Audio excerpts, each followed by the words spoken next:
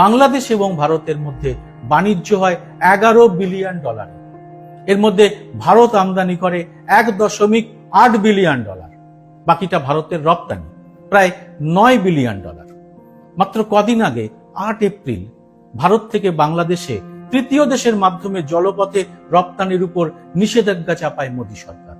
কিন্তু আত্মবিশ্বাসী ইউনূস সরকার স্থলপথে ভারতের যে সমস্ত পণ্যের উপর নিষেধাজ্ঞা চাপিয়ে দেয় তা হতবাক করে দিয়েছে ভারতীয় ব্যবসায়ীদের।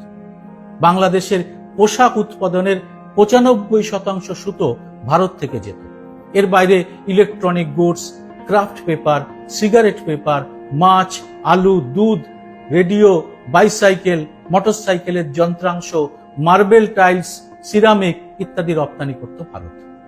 সমস্ত বিষয়ের উপর নিষেধাজ্ঞা চাপিয়েছে ইউনূস সরকার। এতে ভারতের ক্ষতি হতে পারে প্রায় 40,000 কোটি টাকা। এত বড় গুরুত্বপূর্ণ বিষয়টি কেন গদি মিডিয়া সামনে আনছে না? এতে মোদির ভাবমূর্তি আরো ধাক্কা খাবে বলে? কিন্তু প্রবাদ বাক্য তো রয়েছে, অন্ধ হলে কি প্রলয় বন্ধ থাকে?